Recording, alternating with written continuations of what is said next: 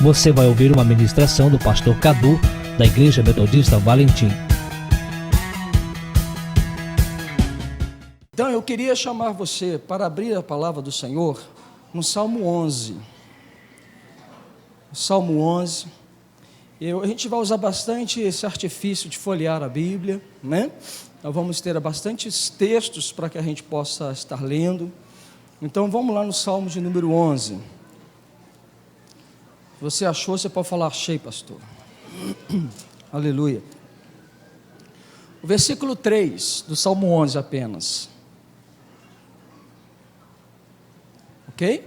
Apenas o versículo 3 do capítulo 11, do Salmo 11, capítulo 11, do Salmo 11, né?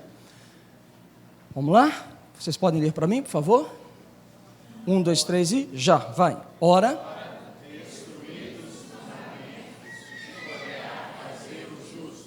só os homens. Só os homens. Ora,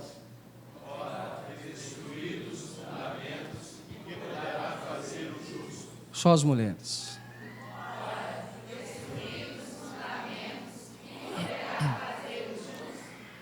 Isso aí, uma pergunta. Uma pergunta, ela quer ter uma resposta, não é assim? Se eu pergunto algo a alguém, eu espero que essa pessoa me responda. E nessa pergunta que foi feita, o que está acontecendo? Qual que é a realidade? Qual que é a crise do texto do Salmo 11? Destruir os fundamentos. Uma vez que se destrói os fundamentos, o justo não pode fazer nada. Uma vez que os fundamentos eles são mexidos, retirados, o que vai fazer o justo? Como ele vai agir?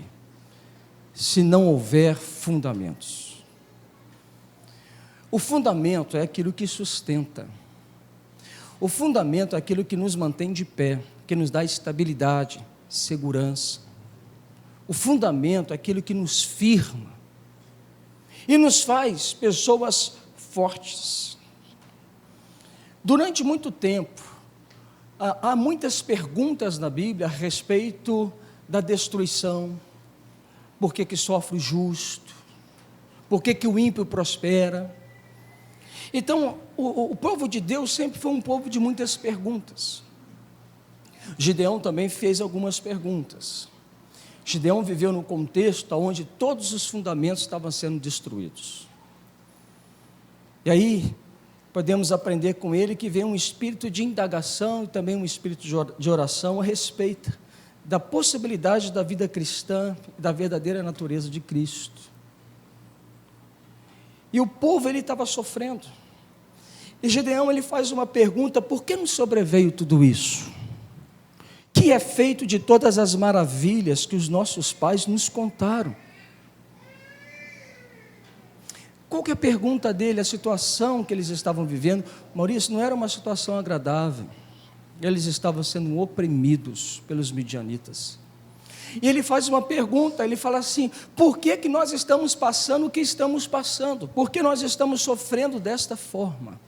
Por que nos sobreveio sobre isso? Se nos contaram, se os nossos pais nos contaram a história de um Deus todo-poderoso, de um Deus que pode todas as coisas, que um Deus que pode mudar tudo, por que Ele não está mudando?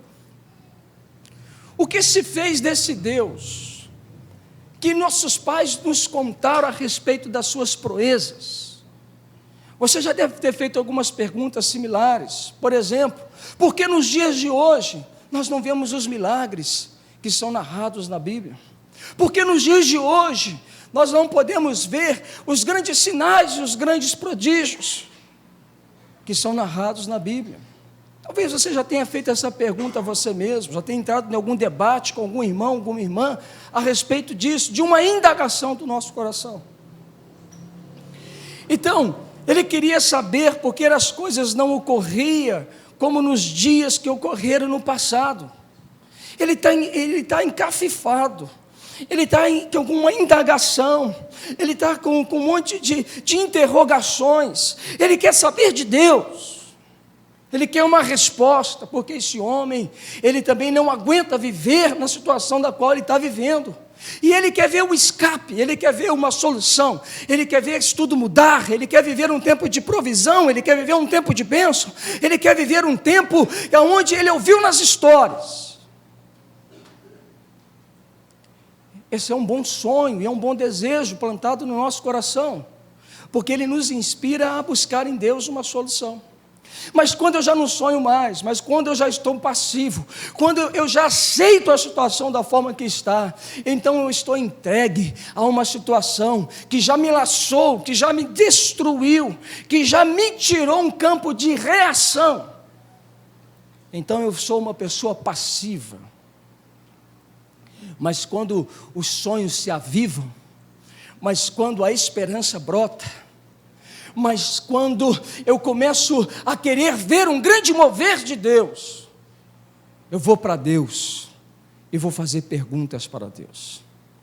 Eu vou perguntar algumas coisas a Ele, saber o porquê, não com o intuito de quem apenas quer acumular conhecimento, mas alguém que quer fazer parte de um grande mover de Deus sobre a face da terra. Quem é você? Você tem uma indagação no seu coração? Você tem pontos de interrogações dentro do seu coração? Tem perguntas que você tem feito para Deus? Ou você já deixou de perguntar e você já está acomodado com a situação que nós vivemos? Quem é você? Bom, essas indagações, elas só conseguem ser respondidas por Deus. Só Deus pode responder algumas indagações do nosso coração. Só Ele sabe tudo. Só Ele conhece tudo. Só Ele vê tudo. E está em todos os lugares.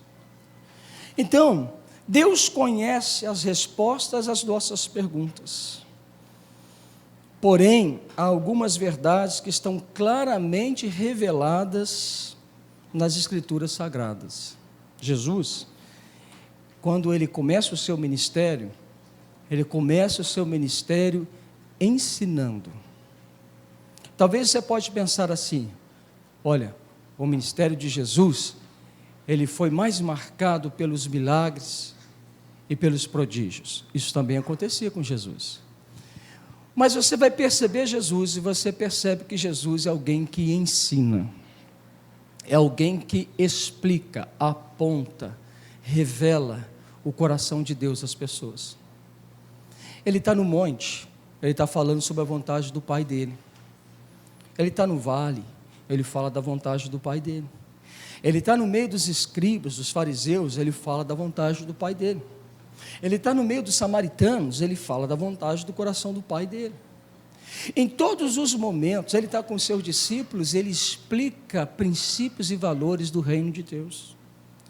Então, o ministério de Jesus, ele foi marcado pelo ensino, pela revelação e pelo entendimento de um coração paterno de Deus para a humanidade. Ele próprio é a plena revelação manifesta do desejo do coração de Deus de salvar o perdido. Jesus é a plena, e Jesus ele foi tão enfático nisso que ele falou assim: quem vê a mim, vê o Pai. Então ele revela que eu e o Pai somos um.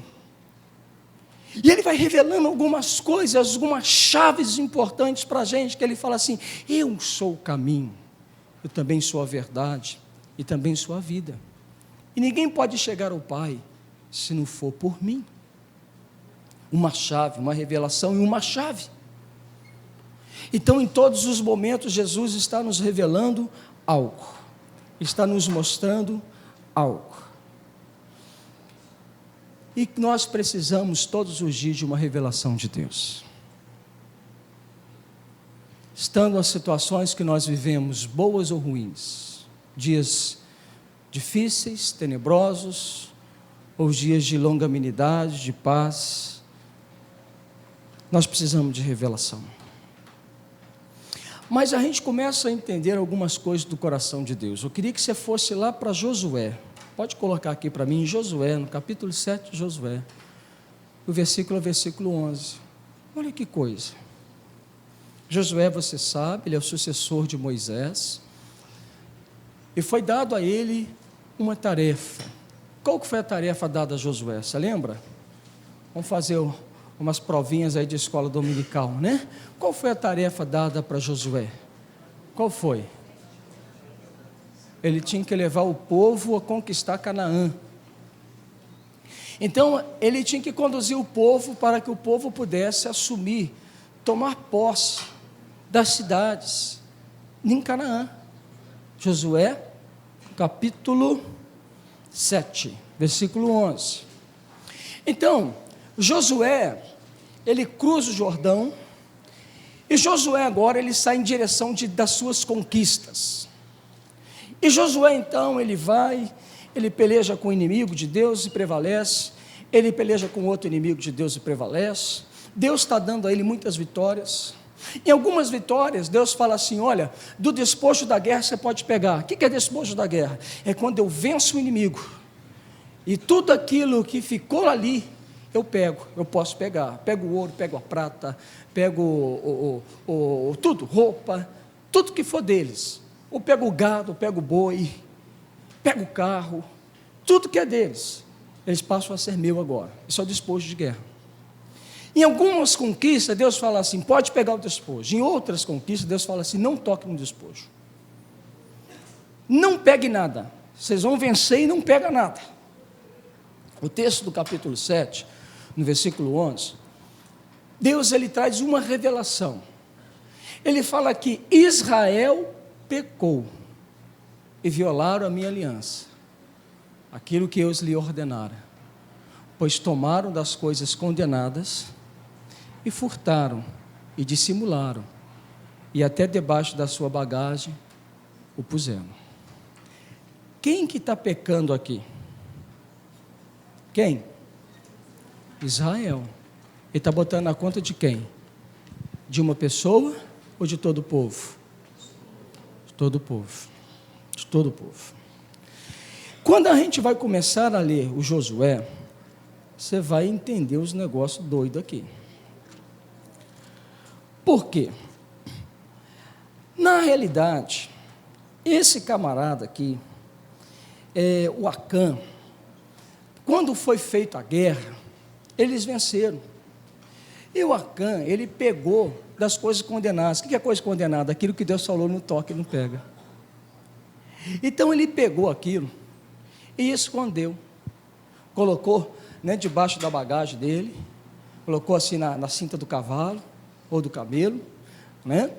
Deve ter colocado, é igual aquele pastor que foi pego colocando dólar na cueca, deve ter colocado na cueca também, deve ter colocado em um monte de lugar, e aí ele vai embora para casa.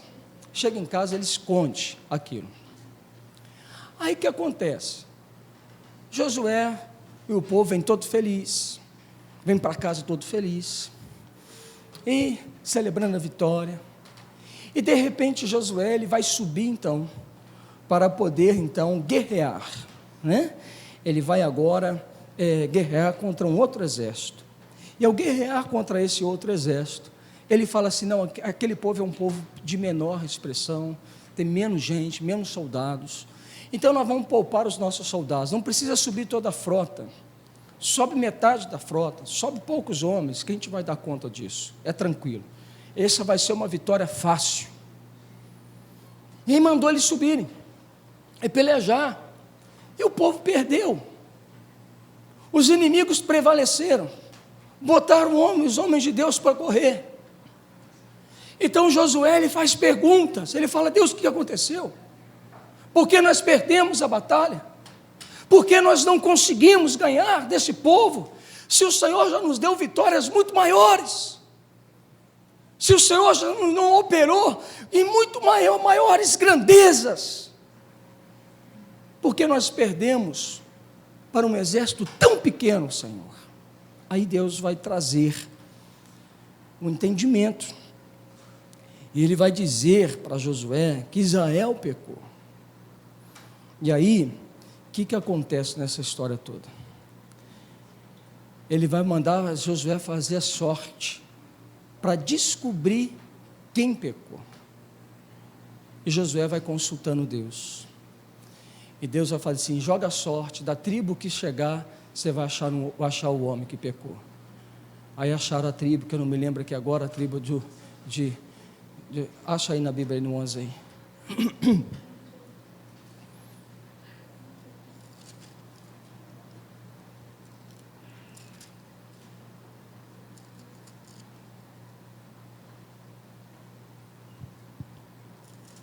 Eu não lembro qual a tribo. Se você é Judá, isso, da tribo de Judá.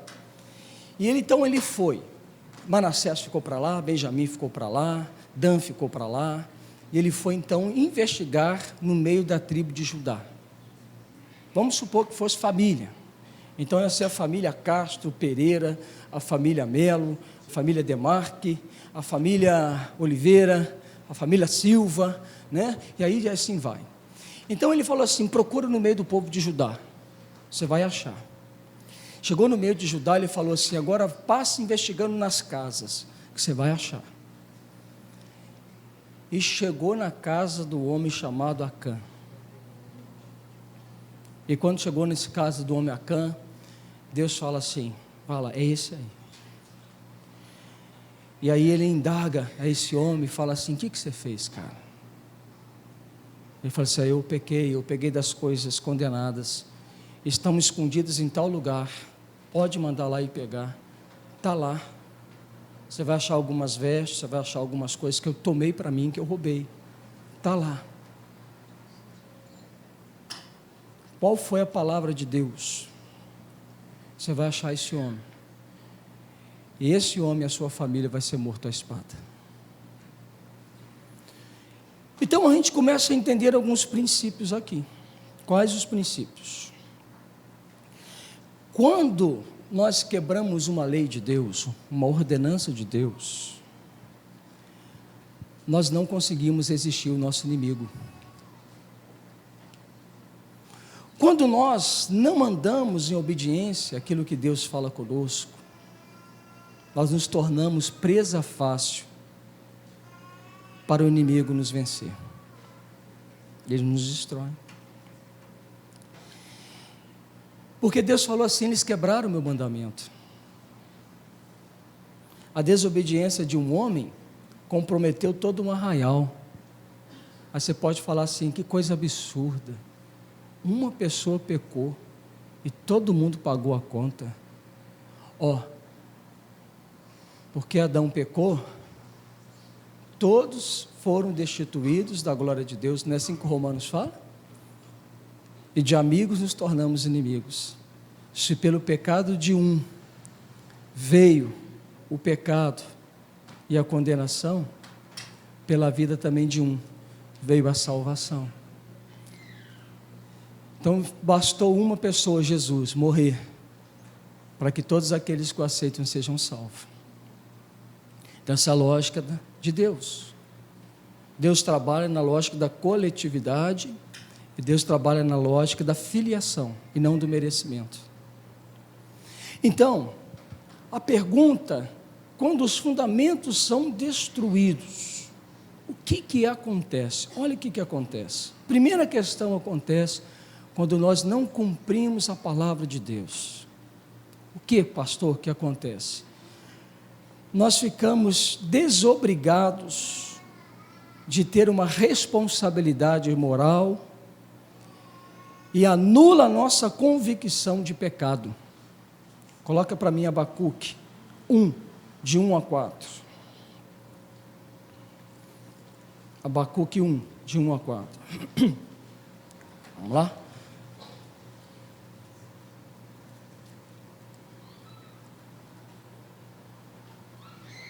Abacuque 1, versículo 1 ao 4. Sentença revelada ao profeta Abacuque. Vamos lá. Vamos. Até quando, Senhor, clamarei eu, e tu não me escutarás? Gritar-te-ei violência, e não salvarás. Olha as interrogações no coração de Abacuque. Próximo. Porque me mostra a iniquidade e me faz ver a opressão, pois a destruição e a violência estão diante de mim. Há contendas e o litígio se suscita.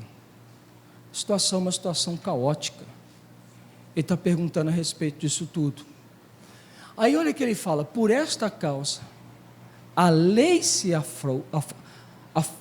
afrouxa e a justiça nunca se manifesta, porque o perverso cerca o justo, a justiça é torcida. Bota um outro texto para mim, Hilarim. 1 João 3,4.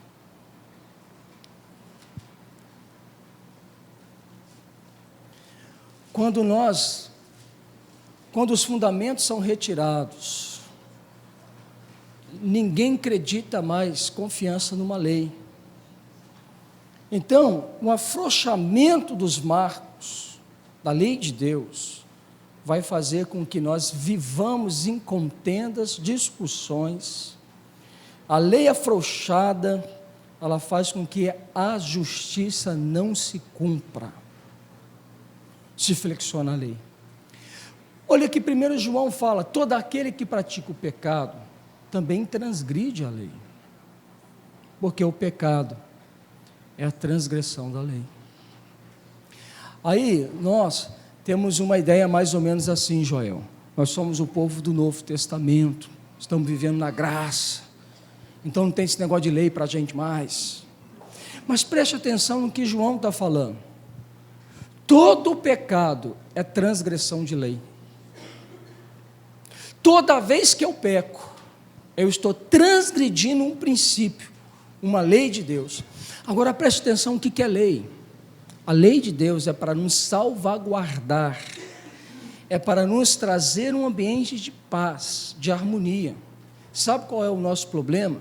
Que nós temos dificuldade com conceitos de lei, porque nós herdamos um conceito vindo da palavra latina, dura lex sed lex, dura é a lei, e nós olhamos para a lei, e nós temos assim, pavor de lei, porque a lei, ela parece que vem para nos quebrar, mas quando eu olho para a Torá, a palavra no hebraico, a respeito de lei, Juninho, significa aquela que é apta para ensinar.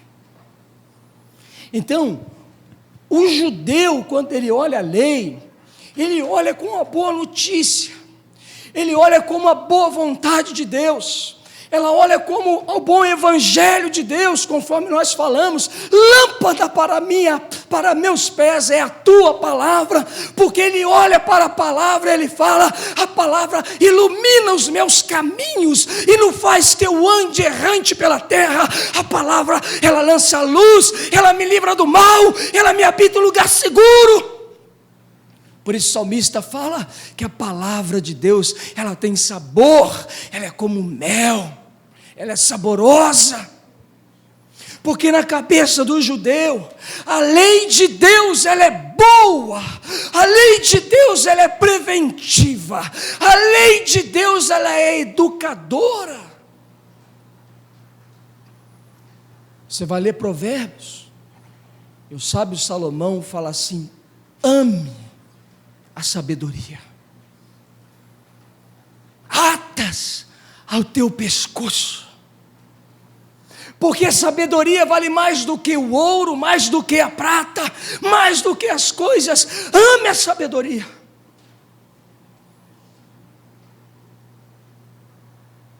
Então ele está dizendo para nós assim: se apegue a ela, a palavra, porque a palavra é boa, a palavra não é ruim, ela é muito boa.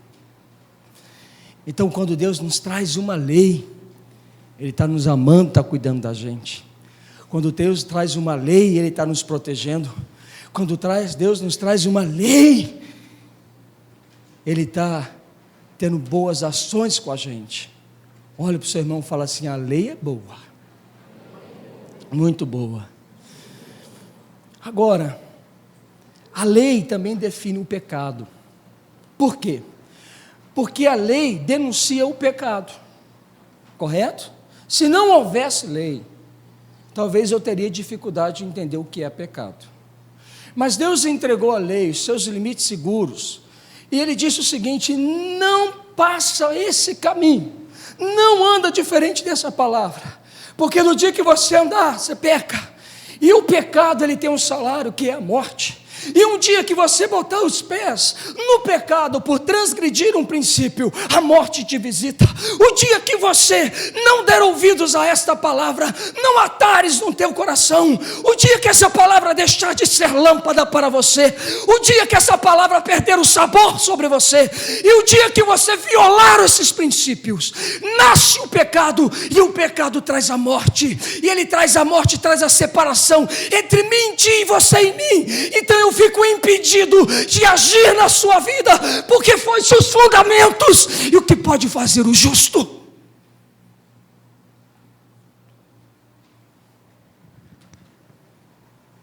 Então, a lei ela denuncia a transgressão.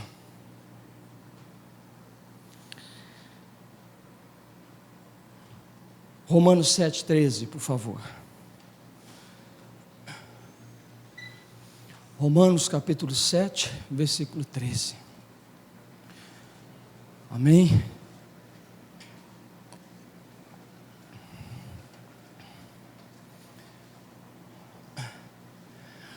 Acaso o bom se tornou em morte? De modo nenhum. Pelo contrário, o pecado, para revelar-se como pecado por meio de uma coisa boa, causou-me a morte, a fim de que pelo mandamento se mostrasse sobremaneiramente maligno. O que é o ato bom? Jesus se deu por nós, mas a força da lei se cumpriu sobre ele. Ele morreu. Porque ele não tinha pecado, ele venceu a morte. Mas a força da lei, por isso Jesus cumpriu toda a lei, levou Jesus a morrer numa cruz. Ele só não impediu Jesus de ressuscitar, porque Jesus não conheceu o pecado. Então ele venceu o poder da morte, mas a lei se cumpriu. Romanos 6, 23.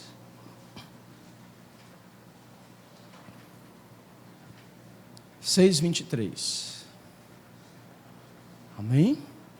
Porque o salário do pecado é a morte, mas o dom gratuito de Deus é a vida eterna em Cristo Jesus, nosso Senhor. Qual é o problema dos nossos tempos hoje? Porque ninguém mais trata o pecado como pecado. Hoje em dia, poucas pessoas sabem o que é realmente pecado, até mesmo dentro da igreja. Por não conhecerem e reconhecerem devidamente a lei, os 10 mandamentos, nós erramos e tropeçamos e caímos e morremos. Hoje, se a gente faz uma pregação denunciando o pecado, as pessoas ficam bravas, porque não é esse tipo de pregação que eu preciso para mim. Jesus certamente ele disse o seguinte: eu não vim para os, mas ele veio para quem? Vem comigo aqui.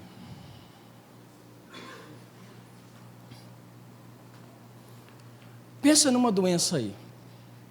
Pensa. Qual que você pensou? Câncer. O Vitor pensou no câncer. Ok?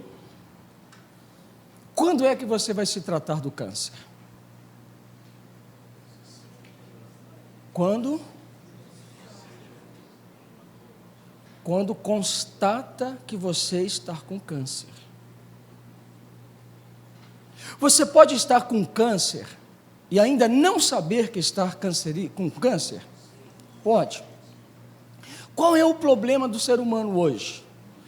Porque a pessoa ela peca, mas ela não reconhece o seu estado doente, perversivo, ele não reconhece o seu estado de rebelião, ele não reconhece que ele está morto, por isso ele não busca salvação. Por isso ele não busca cura. E quando Jesus fala para os fariseus, ele está sendo sarcástico com eles, porque na realidade eles necessitavam de cura e de salvação, mas eles estavam ensurdecidos, mas eles achavam que eles não precisavam de um Cristo. Então ele disse assim: mas eu não vim para os sãos, mas eu vim para os doentes, porque quando o doente ele sabe da sua condição, ele me busca. Quando ele sabe da sua condição, ele se lança em mim, e eu faço maravilhas no meio deles. Mas quando alguém está doente e acha que está são, como posso eu chegar até ele? Qual é o problema de hoje? Qual é o problema da apatia de muitos de nós hoje? Nós estamos doentes e não reconhecemos a nossa doença. Nós estamos nos definhando e não reconhecemos a nossa necessidade de salvação.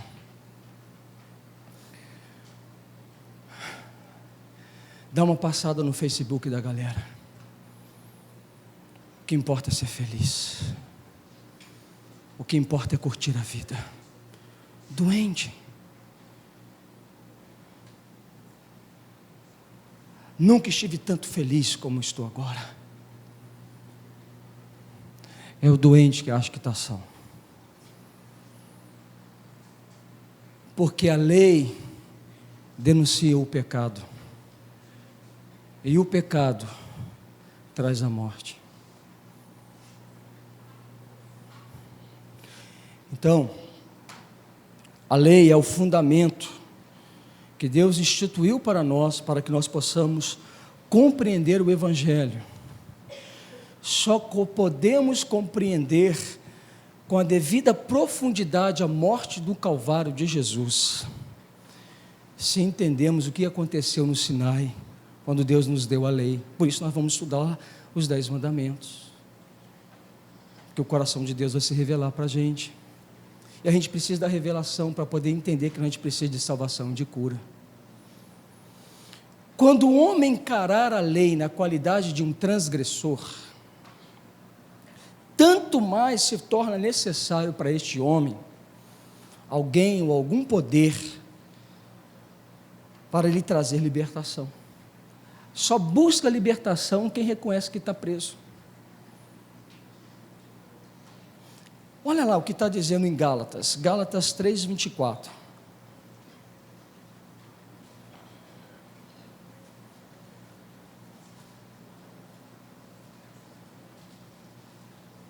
Gálatas 3:24. Amém? Gálatas 3:24. De maneira que a lei nos serviu de aio. Fala assim, aio? O que é isso? Né? Uma palavra que não é comum. Para nos conduzir a Cristo, ao fim de que fôssemos justificados por fé. Por que Deus dá a lei? E a lei fala que ela nos serviu de aio. Não é alho, é aio. O que é aio? Tutor, cuidador, aquele que guia, aquele que leva, aquele que conduz. Então a palavra está falando que Deus nos deu a lei. E a lei ela é boa, porque a lei ela foi tutora, porque a lei nos levou, a lei nos conduziu para Cristo. Por quê? Para que eu pudesse o quê? Receber a justificação, para que eu pudesse receber a justiça dele, porque não tinha justiça em mim, para que eu pudesse receber a salvação que ele dá. Porque a lei ela denuncia o pecado, e ao mesmo tempo que ela denuncia o pecado, ela denuncia a impossibilidade do homem de se salvar a si próprio. Ele também denuncia a impossibilidade do homem de curar a si próprio. Então ele denuncia o pecado, mas ele denuncia as nossas impossibilidades. E quando a lei ela denuncia isso, ela mostra, ela aponta lá para Cristo. Ela fala assim, mas ele pode. Você não tem condição, mas ele tem condição. Você não consegue se salvar, mas ele te salva. Você não consegue se curar, mas ele te cura. Então a lei, ela nos pega pela mão E ela nos conduz até Cristo. Ela nos pega aqui e vai falar comigo assim: olha, você viu que você está lascado, você viu que você, se continuar nessa vida, você não vai andar muito bem. Se você andar nessa vida, você vai dar de cara com a morte, você vai ter a perdição eterna, você vai ter desgraça sobre desgraça. Então venha comigo, que eu vou te mostrar quem pode mudar a sua sorte. Então a lei, ela é boa. A lei denuncia o pecado. E a lei denuncia a nossa condição, a lei mostra a nossa doença, a nossa miséria. Sabe por que hoje a gente não vê muita gente que está sendo verdadeiramente transformado pelo poder do Espírito Santo?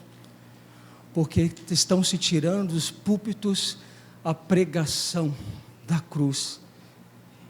Não se prega tanto mais sobre o pecado nos púlpitos. Só se prega a respeito de vitória nos púlpitos. Sabe o que essas pessoas fazem? Enganam o povo de Deus.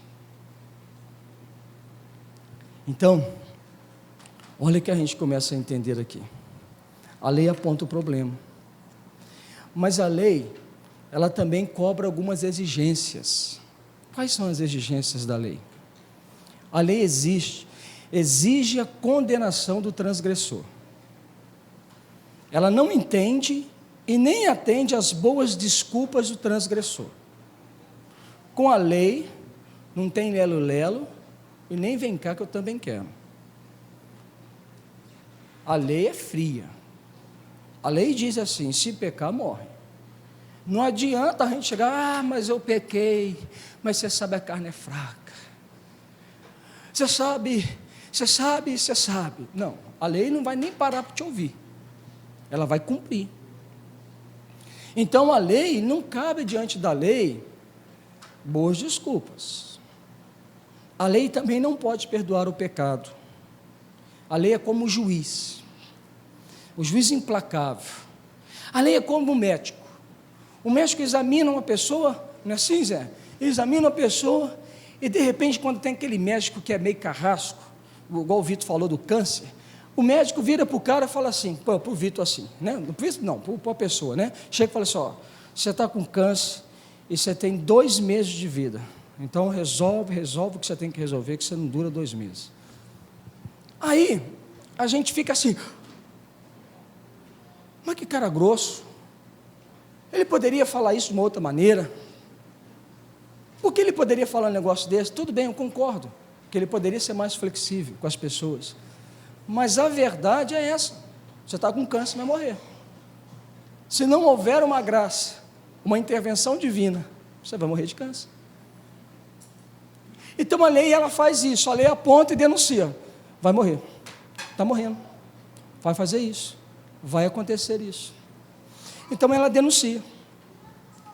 Agora, se a lei é o juiz, o evangelho, por sua vez, é o médico que pode curar aquele que é quebrantado de coração, o pecador que se arrepende. A lei, ela denuncia, o evangelho é a boa nova. Se a lei fala assim: vai morrer, Jesus fala assim: mas eu morri por você, tem jeito. Se a lei está falando assim: esse caminho te leva para esse lugar, Jesus fala assim: mas se você ouvir minha palavra e se converter e mudar os teus caminhos, eu sararei sua terra, eu mudarei sua sorte, eu vou fazer você morar num lugar habitável, eu vou me apresentar a você e vou mudar a sua história. Então, a lei, ela também, de uma certa maneira, ela exige a liberdade. Por quê? Porque a lei, ao mesmo tempo que ela denuncia, ela também está dizendo assim: você tem que viver em liberdade, você não pode fazer isso. É igual uma vez, né? Eu lembro, estou me lembrando aqui, eu ainda não era casado, mas já era crente. Então eu estava trabalhando, eu trabalhei na Embratel, eu era operador de telemarketing. E a gente tinha uma ilha, né, que ficava com um grupo de pessoas. E rapaz, a turma que ficava no meio lá, Era uma cambada de gente desbocada, tudo gente assim, pecadora mesmo. Tinha uns crentes assim, meia boca, né? O que eu chamo do crente meia boca? Ia para as festas tudo que tinha. Os crentes meia boca estavam lá, falava palavrão também, né? E a sensação da segunda-feira era dizer para todo mundo que foi com a namorada para o motel.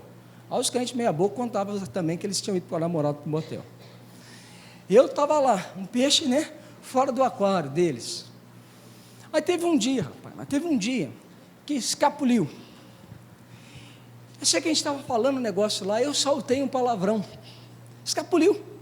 Na mesma hora o Pedro, que não é o Pedrão aqui, mas o Pedro que trabalhava comigo, falou assim: ó, você não pode falar isso não, só eu, você é crente. Aí eu falei assim: você tem razão, é verdade. Me perdoe, eu não deveria falar isso. O que a pessoa está fazendo? O próprio pecador fala para o crente: você não pode. Eu vi uma história, que tinha um pastor, que estava desgostoso com a vida, isso é real, não sei quem me contou, mas esse pastor estava desgostoso com a vida, e ele falou o seguinte: vou largar o ministério, não aguento mais essa vida. Ele largou o ministério, e foi para uma boate da cidade. Chegou na boate da cidade, ele estava lá, sentado num balcão. Ele queria até beber uma bebida alcoólica, mas ele assim, ele nunca bebeu. Ele falou assim: eu vou tomar um suco aqui, estou tomando um suco. E de repente, no fundo assim da discoteca lá, ele viu uma loura muito bonita. Aí ele fez um sinal, foi você que contou, né Samuel? Aí ele está fazendo um sinalzinho lá para a loura lá contigo. Tá. Aí chega dançando para o lado dela, tal. Aí a moça chega a falar, fala assim: pastor, você me perdoa, você veio aqui me buscar. Rapaz, o cara não serve nem para poder pecar. O cara estava querendo pecar, né? Pisar na jaca. Ele foi para lá, e Deus falou com ele: filho, aqui não é seu lugar não. Aí ele botou na boca de alguém lá, falou assim: fala com ele: pastor, você veio me buscar. Ele chorou, aí o cara não largou o ministério e ganhou ovelha para ele. Mas olha só, a própria sociedade nos denuncia, ela diz para a gente assim: se você fala que você é crente, ela fala para você: você não pode não. Não, o Vitor é crente, chama ele não, que ele não vai não. Já sabe. Então, o que eu quero que você entenda é que a lei, ela exige liberdade. Ao mesmo tempo que ela fala assim: não faça isso, ela está falando assim: viva na sua liberdade, viva abençoado. Só que a lei não consegue nos dar liberdade. A lei não consegue nos fazer livres. É engraçado. A lei, ela só fala que nós temos que ser livres, mas ela não nos dá liberdade. A lei ressalta a escravidão, mas a graça do Evangelho produz a liberdade. Quem que nos dá liberdade? Jesus. Agora, olha que coisa tremenda a liberdade que Jesus dá. Como é que vem a liberdade de Deus? É fruto de quê? Fruto de uma oração forte? Fruto de uma oferta rechonchuda para Deus? Como que vem a liberdade? Conhecereis e a verdade. A liberdade é fruto de um conhecimento da lei. E quando eu vivo a verdade me liberta. Jesus, ele falou que ele é o caminho. Opa, qual a verdade que liberta? Jesus, a graça é Jesus, Deus nos deu Jesus. Mas para eu ser liberto, eu preciso conhecer. E é quando eu conheço que eu sou liberto. Não é só quando eu conheço, é quando eu conheço e pratico. Eu sou liberto. Então, por outro lado, Jesus nos dá o Espírito Santo. E Ele nos ensina a respeito de uma outra lei que é espiritual. Não tem nenhum problema com a lei. O problema somos nós, o problema é a nossa pecaminosidade. Quer ver, você sabia que a lei é santa? Sabia, Joel, que a lei é santa? Sabia ou não sabia? Mais ou menos, não sabia. Romanos 7. Vamos lá, Romanos 7. Estou terminando. Versículo 14. Está na hora já, né? Vou terminar. Romanos 7, versículo 14. Olha aqui que a palavra de Deus fala sobre a lei, ô Paulo. Olha que coisa incrível. Olha lá, você vai até se espantar. Olha o que ele diz lá. Porque bem sabemos que a lei é espiritual. Eu, todavia, sou carnal, vendido à escravidão do pecado. Abra sua Bíblia que tem uma outra versão que vai falar que ela é santa.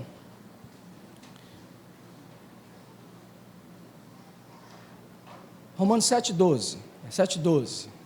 Aqui está falando que a lei é espiritual e está falando que a nossa condição é carnal. Correto? Eu sou vendido à escravidão.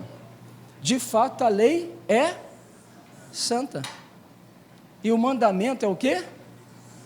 E é também o quê? Justo e também o quê? Bom. Olha aqui que Paulo fala a respeito da lei. A lei é santa, o mandamento é santo, justo e bom. É um presente de Deus. E aí, meus irmãos, a gente precisa entender algumas coisas. E a gente termina sobre lei. Cristo cumpriu toda a lei, dando a ela todas as exigências. A sua morte declara a exigência da condenação da lei. Ele morreu, se cumpriu a lei. Quando Cristo foi crucificado, estava ali também o nosso velho homem. Quando fazemos uma entrega plena da nossa vontade, do nosso eu, nós somos libertos da carne, do pecado, para fazermos a vontade de Deus. Nós nunca vamos conseguir fazer a vontade de Deus se nós estivermos no pecado. Você não consegue fazer. Você pode falar acerca de Deus, mas você nunca vai conseguir viver da maneira de Deus se você tem uma vida de pecado. Então, quando eu me rendo, quando eu entendo a minha doença, quando eu entendo que eu necessito da graça, quando eu entendo que eu preciso de salvação, quando eu entendo que miserável sou, Paulo disse isso, naquele texto que a gente está falando, Paulo fala assim, olha, a lei é boa, justa e santa, ela é espiritual, ela vem de Deus, mas entre mim, a minha mente quer fazer, mas eu não consigo, porque dentro de mim reina o pecado. E Paulo está falando da luta constante que nós estamos entre nós, querendo viver à vontade, mas a nossa carne nos puxando para nos separar dele. Então, meus irmãos, a gente precisa começar a entender que Deus deu o Cristo, e Cristo deu o Espírito Santo, e o ministério do Espírito Santo foi para nos encher de vida, nos deu poder para vencer o pecado e o poder do pecado, e para nos conduzir a uma perfeição, a uma maturidade. Então, qual é a proposta de Deus para a lei? A lei mostra ao homem sua tremenda necessidade espiritual. Ela condena o homem e cria um grande conflito dentro do homem. Miserável homem que sou. Paulo disse isso. Qual é esse conflito? Sabe, Zé Raimundo, esse conflito é quando nós nos vemos na impossibilidade de nos salvar e de nos curar. E a gente percebe que nós não podemos. O grande conflito. E o grande conflito aponta para Cristo e fala assim: você depende dele. Você precisa de Cristo. Só Jesus pode mudar você. Você não consegue se mudar por você mesmo. Só Jesus. E quando eu entendo isso, Vitor, eu passo a viver dependente da graça. E como Paulo falou, eu me fiz prisioneiro de Cristo. E aí eu entendo que não há vida fora de Cristo. Por isso a minha vida é para honrar a Cristo. Assim o homem e a mulher de Deus precisam andar. E a lei é a nossa defesa, é a espada na boca de um crente, para poder não cair nos ardis de Satanás, mas para vencê-lo, quando nos sujeitamos a Deus e quando usamos a palavra de Deus para desbaratar o inimigo da nossa alma. Portanto, se eu não conhecer a palavra, como eu posso resistir a Satanás? Pastor, me ensinaram que resiste a Satanás com crucifixo. Eu pego um crucifixo e pego um pouquinho de alho. E na hora que ele vier, eu falo com ele assim: vai de reto, Satanás! Isso é mandinga. Isso é mandinga. Tá bom? Pastor, me ensinaram que na minha casa eu tenho que ter a Bíblia aberta no Salmo, é 91, né? 91, aqui é Jeremias, 91. O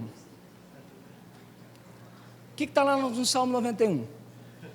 Não sei, pastor, mas eu só sei que tem que ser o 91.